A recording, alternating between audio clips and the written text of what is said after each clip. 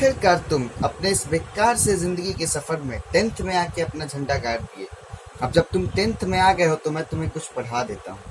तो आज मैं तुम्हें एक पिक्चर दिखाऊंगा और इस बेकार से पिक्चर का नाम है केमिकल रिएक्शंस एंड इक्वेशंस। तो मैं तुम्हें आसान सी भाषा में बता दूं, जब भी कोई केमिकल चेंज हो, तुम्हें लगे ना कि कोई केमिकल चेंज हुआ है भैया, तो तुम कह देना कि केमिकल रिएक्शन हुआ है। और मैं तुम्हें इसका एग्जाम्पल भी दिखाता हूँ।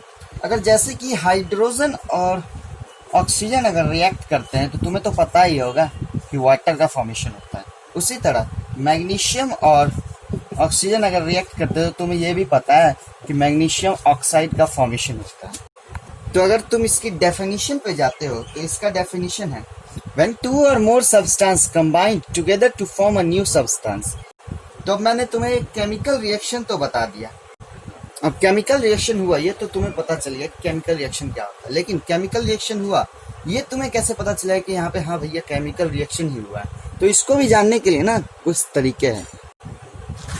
अब तुम्हें कहीं भी दिखे कि ये सारे चीज में से कोई एक चीज भी हो रहा है तो तुम कह देना कि केमिकल रिएक्शन है। और ये क्या है? Change in state. स्टेट का मतलब है कि solid to liquid, liquid to gas, यही होता है स्टेट का चेंजेस, मतलब कि change in state. Change in colour, तो कलर का पिंक है, रेड है, ब्लू है, ग्रीन में चेंज हो गया, येलो में चेंज हो गया, कोई भी कलर। टेम्परेचर का चेंज, या तो टेम्परेचर बढ़ेगा या फिर टेम्परेचर घटेगा। ये नहीं है जरूरी कि हमेशा टेम्परेचर बढ़ेगा ही, घट भी सकता है। इवोल्यूशन ऑफ गैस, तुम्हें लगेगा, तुम देखोगे तो मतलब एक्सपेरिमेंट करोगे तो उसमें से गैस निकलेगा, तो उसी को कहते हैं इवोल्यूशन ऑफ गैस। और फॉर्मेशन ऑफ प्रेसिपिटेट, मतलब उसमें छोटा छोटा सा पार्टिकल्स जमा हुआ रहेगा पूरे सॉल्यूशन में, उसी को कहते हैं फॉर्मेशन ऑफ प्रेसिपिटेट। तो अब बहुत कर ली केमिकल रिएक्शन की बात, तो अब बात करते हैं केमिकल इक्वेशन क्या होता है। तो मैं तुम्हें आसान सी भाषा में बता दूं कि तुमने केमिकल रिएक्शन करवाया, तुम ऐसे थोड़ी ना लिखोगे कि when hydrogen reacted with oxygen it forms water, ऐसा थोड़ी ना होता है। तो तुम इसे शॉर्ट फॉर्म में हमेशा लिखना चाहते हो, हर चीज तो हम लोग शॉर्ट में ही करते। तो तुम इसे शॉर्ट फॉर्म में कैसे लिखोगे? यही लिखोगे ना कि H2 + O2 यही मिलके बनाता है H2O।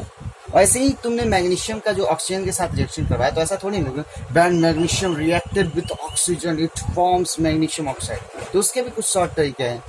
Mg + O2 ये बनाता है MgO, मैग्नीशियम ऑक्साइड।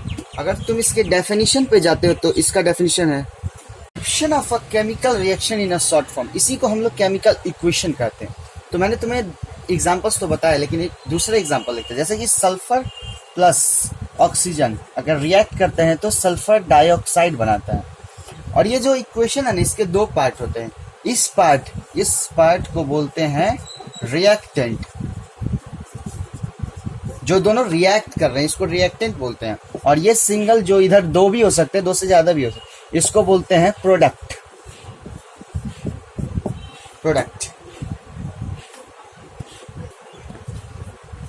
अब केमिकल इक्वेशन भी दो टाइप के होते हैं, एक होते हैं स्केलेटल या फिर अनबैलेंस्ड, और एक होते हैं बैलेंस। नाम से ही पता है अनबैलेंस, मतलब कि जो बैलेंस ना हो ये बैलेंस है। स्केलेटल वही अनबैलेंस हुआ। तो जैसे कि तुमने एग्जांपल देखा था मैग्नीशियम + ऑक्सीजन, तो यहाँ पे ये बनता है MgO।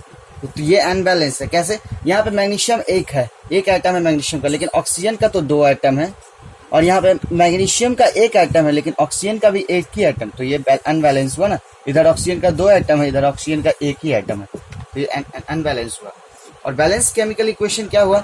जब तुम इसमें जैसे मैग्नीशियम + ऑक्सीजन है और ये फॉर्मेशन किया MgO का, तुम इसमें यहाँ पे ऑक्सीजन 2 है, इधर 2 है, इधर 1 है, यहाँ पे 2 लगा दोगे तो ऑक्सीजन तो 2 हो गया, लेकिन मैग्नीशियम इधर 2 हो गया, फिर इधर है, तो ये दोनों बैलेंस हो गए, ये बैलेंस हुई। इसी को कहते हैं बैलेंस केमिकल इक्वेशन। तो अब मैं तुम्हें इक्वेशन बैलेंस करना सिखाता हूँ। जैसे मैं zinc + hydrogen sulphate sulphuric acid H2SO4 अगर रिएक्ट करते हैं तो जिंक सल्फेट का फॉर्मेशन करते हैं और H2 का फॉर्मेशन करते हैं। ये क्या? ये तो पहले से ही बैलेंस। अच्छा कोई बात नहीं, दूसरा इक्वेशन देखते हैं। अब तुमने रिएक्ट करवाया जिंक को हाइड्रोक्लोरिक एसिड से, तो ये बना जिंक क्लोराइड + हाइड्रोजन। अब इसको बैलेंस करते हैं। यहाँ पे जिंक 1 है, यहाँ पे हाइड्रोजन 1 है, यहाँ पे क्लोरीन 1 है, यहाँ पे जिंक 1 है, क्लोरीन लेकिन 2 है और हाइड्रोजन भी 2 है। अगर हाइड्रोजन 2 है तो यहाँ पे हम लोग 2 लगाएंगे, हाइड्रोजन यहाँ भी 2 हो गया, क्लोरीन यहाँ 2 था, यहाँ भी 2 हो गया क्लोरीन, तो ये बैलेंस हो गया इक्वेशन हमारा, ये हमारा इक्वेशन बैलेंस हो गया। अब मैं तुम्हें एक सवाल देता हूँ, अब ये तुम्हें खुद करना होगा। अब तुमने रिएक्ट करवाया, मैं तुम्हें क्वेश्चन दे रहा हूँ, तुमने रिएक्ट करवाया ferrous plus H2O, iron plus water, ये बनाएगा Fe3O4, ferric oxide plus hydrogen, ferric oxide plus hydrogen. अब मैं तुम्हें इसके लिए 20 सेकंड का टाइम देता हूँ, छोड़ो 10 सेकंड का टाइम देता हूँ।